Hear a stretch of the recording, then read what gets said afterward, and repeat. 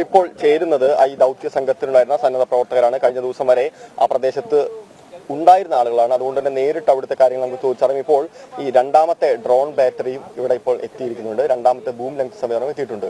ഇനി ഏത് തലത്തിലേക്കായിരിക്കും ഇതിന്റെ ഒരു പുരോഗതി? ഇപ്പോൾ മിലിറ്ററിയാണ് അത് വളരെ വ്യവസ്ഥാപിതമായി ഈ ഒരു മൊത്തം റെസ്ക്യൂ പ്രവർത്തനങ്ങളെ കോർഡിനേറ്റ് ചെയ്തുകൊണ്ട് പോകുന്നത്. ഇപ്പോൾ രണ്ടാമത്തെ ഡ്രോൺ അത്യാധുനിക സംവിധാനങ്ങളോട് കൂടിയുള്ള ഡ്രോൺ ഏത് പ്രതികൂല കാലാവസ്ഥയും അതിജീവിക്കാൻ കഴിയുന്ന ഡ്രോൺ സംവിധാനത്തോടു കൂടിയാണ് ഇന്ന് മിലിറ്ററിയുടെ പ്രവർത്തനം ആരംഭിച്ചിട്ടുള്ളത്. അതിൻ്റെ ബാറ്ററി എത്തി അതിൻ്റെ പ്രവർത്തനം ആരംഭിച്ചിട്ടുണ്ടാകുമെന്ന ഏതാനും നിമിഷങ്ങൾക്കുള്ള ആരംഭിക്കും. ഏത് പ്രതികൂലമായ കാലാവസ്ഥ അത്യാവശ്യം കാറ്റുണ്ടെങ്കിൽ പോലും അതിനെ അതിജീവിക്കാൻ കഴിയുമെന്നാണ് മിലിറ്ററിയുടെ ഭാഗത്ത് നിന്ന് നമുക്ക് കിട്ടുന്ന റിപ്പോർട്ട്. അതിൻ്റെ ഒരു വലിയ നീളമുള്ള ഭൂമി ഉള്ള JCB രണ്ടാമത്തെ JCB കൂടി എത്തിച്ചേർന്നിട്ടുണ്ട്. അതിന് നിൽക്കാൻ കഴിയുന്ന ഒരു ബെഡ് കൂടി അവിടെ ഇന്നലെ രാത്രിയോടെ പ്രവർത്തനങ്ങൾ ഭാഗമായി സജ്ജീകരിച്ചിട്ടുണ്ട്. അവിടെ ഇറങ്ങി നിന്നുകൊണ്ട് തന്നെ ഈ മണ്ണ് മാറ്റി ഈ റെസ്ക്യൂ പ്രവർത്തനം കുറച്ചുകൂടി വേഗത്തിലാക്കാൻ കഴിയും എന്നാണ് ഇപ്പോൾ നമുക്ക് ലഭിക്കുന്ന വിവരം. അതായത് നിങ്ങളിപ്പോൾ 2-3 ദിവസത്തോളം ആ പ്രദേശത്തുണ്ടായിരുന്ന ആളുകളാണ്. പ്രധാനപ്പെട്ട ഒരു കാര്യം, നിങ്ങൾ ഏറ്റവും അടുത്ത് നിന്നുകൊണ്ട് ആ സംഭവം സംരക്ഷിച്ച ആളുകളാണ്. അവിടുത്തെ ഈ റോഡ് നിർമ്മാണം എത്രത്തോളം ശാസ്ത്രീയമാണോ അല്ലെങ്കിൽ അശാസ്ത്രീയമാണോ? എന്താണ് നിങ്ങളുടെ ഒരു അഭിപ്രായം നേരിട്ട് കണ്ട ആളുകൾ? ആ റോഡ് നമ്മൾ കഴിഞ്ഞ ദിവസം അവിടെ അടുത്ത് ചെന്ന് വീക്ഷിച്ചപ്പോൾ ഈ റോഡിൻ്റെ നിർമ്മാണത്തിൽ അശാസ്ത്രീയമായ ചില സംഗതികളുണ്ട് എന്നാണ്.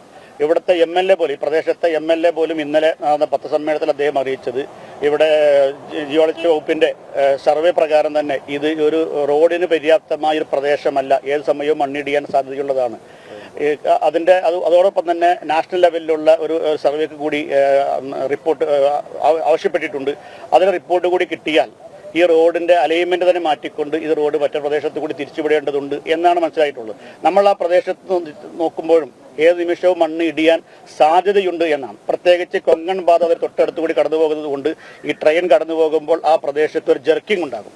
ആ ജെർക്കിംഗ് ഉണ്ടാകുമ്പോൾ ഈ പ്രകൃതി ലോലമായ ഒരു പ്രദേശമായതുകൊണ്ട് തന്നെ ഏത് നിമിഷവും മണ്ണിടിയാൻ സാധ്യതയുണ്ട് എന്നാണ് ആ പ്രദേശം നിരീക്ഷിച്ചപ്പോൾ നമുക്ക് പഠിച്ചപ്പോൾ മനസ്സിലാക്കാൻ സാധിച്ചത്. അതായത് ഇപ്പോഴും അവിടെ നിൽക്കുന്ന കാരണം അതുമായി ബന്ധപ്പെട്ടുകൊണ്ട് ഏകദേശം നമുക്ക് ഒരു കിലോമീറ്റർ പരിശോധിക്കുകയാണെങ്കിൽ എല്ലാ ഭാഗത്തും ഇത്തരത്തിലൊരു ഭീഷണി ഇപ്പോഴും നിലനിൽക്കുന്നത്. അതായത് തീർച്ചയായും സംഭവിച്ച പ്രദേശത്തിന് തൊട്ടപ്പുറത്തും അത്തരത്തിൽ ഭീഷണി ഉണ്ട്. തീർച്ചയായിട്ടും ആ പ്രദേശം മുഴുവൻ ഇപ്പോൾ ഞങ്ങൾ നിൽക്കുന്നത് ഏകദേശം ഒരു 3 കിലോമീറ്റർ ഇപ്പുറമാണ്.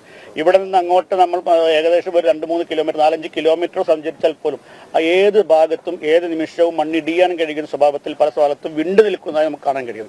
മാത്രമല്ല ആ മണ്ണിനടിയിൽ കൂടി വെള്ളം ഒഴുകിക്കൊണ്ടിരിക്കുകയാണ്. ശക്തമായ വെള്ളം ജലസ്രോതസ്സുകളാണ് അതിൽ നിന്ന് വന്നുകൊണ്ടിരിക്കുന്നത്. അപ്പോൾ അതുകൊണ്ട് തന്നെ നമുക്ക് മനസ്സിലാക്കാൻ കഴിയുന്നത് ഈ പാറകൾക്ക് മുകളിൽ എവിടെ പിടുത്തവുമില്ല നിൽക്കുന്ന ഈ മണ്ണ് ഏത് നിമിഷവും, പ്രത്യേകിച്ച് കൊങ്കൺ പാത കടന്നു പോകുന്നതുകൊണ്ട് തന്നെ ട്രെയിൻ അതിവേഗത്തിൽ കടന്നു പോകുമ്പോൾ ഉണ്ടാകുന്ന ജെർക്കിങ്ങിൻ്റെ ഭാഗമായിക്കൊണ്ട്, പ്രത്യേകിച്ച് കാലാവസ്ഥ പ്രതികൂലമായി നിൽക്കുമ്പോൾ, മഴയും മറ്റുമൊക്കെ പ്രതികൂലമായി നിൽക്കുമ്പോൾ മണ്ണ് കുതിർന്നു നിൽക്കുന്ന സന്ദർഭത്തിൽ ഇത്തരം ചെറിയ ഒരു ജെർക്കിങ് കിട്ടിയാൽ പോലും ആ മണ്ണ് ഇടിഞ്ഞു വീഴാവുന്ന സ്വഭാവത്തിലാണ് നിൽക്കുന്നത്. അതുകൊണ്ട് ആ പ്രദേശം മുഴുവൻ അപകടകരമാണ് എന്നുകൊണ്ട് തന്നെയാണ് സന്നദ്ധ പ്രവർത്തനങ്ങളെയും മറ്റാരെയും അങ്ങോട്ട് തൽക്കാലം പ്രവേശിപ്പിക്കാതിരിക്കുന്നത് എന്നാണ് നമുക്ക് മനസ്സിലാക്കുന്നത്. എന്തായാലും എല്ലാവരുടെയും ഒരു കാത്തിരിപ്പാണ്. ആ കാത്തിരിപ്പിന് ഈ 10ാം ദിവസം ഒരു അറുതി ഉണ്ടാവുമെന്ന് നമുക്ക് പ്രതീക്ഷിച്ചു. തീർച്ചയായിട്ടും ഇന്ന് ഒരു അറുതി ഉണ്ടാകുമെന്ന് തന്നെയാണ്, ഇതിന് ഒരു ആശ്വാസം കിട്ടുമെന്ന് തന്നെയാണ്. ഇന്ന് ഉച്ചയോടുകൂടി അല്ലെങ്കിൽ ഇത് വൈകുന്നേരത്തോടു കൂടി ആശ്വാസകരമായൊരു വാർത്ത ലഭിക്കുമെന്നാണ് ഞങ്ങൾ പ്രതീക്ഷിക്കുന്നത്. കാരണം ഇന്നലെ വാഹനം കണ്ടെത്തി എന്ന് മനസ്സിലായി. ഇന്ന് അതിൻ്റെ ആധുനികമായ സംവിധാനങ്ങൾ കൂടി സജ്ജീകരിച്ചുകൊണ്ട് അതിൻ്റെ റെസ്ക്യൂ പ്രവർത്തനം കുറച്ചുകൂടി ഏകോപിപ്പിച്ചുകൊണ്ട് പുരോഗമിച്ചുകൊണ്ടിരിക്കുകയാണ്. ഇന്ന് വൈകുന്നേരത്തോടു കൂടി സന്തോഷകരമായൊരു വാർത്ത നമുക്ക് അല്പം പറയും. 10ാം ദിവസമാണ്, ചില ആശങ്കകളൊക്കെ ഉണ്ട് എങ്കിൽ പോലും അർജുനെ കണ്ടെത്താൻ കഴിയും. അതുപോലെ അർജുനോടൊപ്പം വേറെ 2 പേരെ കൂടി ഈ പ്രദേശത്തുള്ളവരുടെ കണ്ടെത്താനുണ്ട്.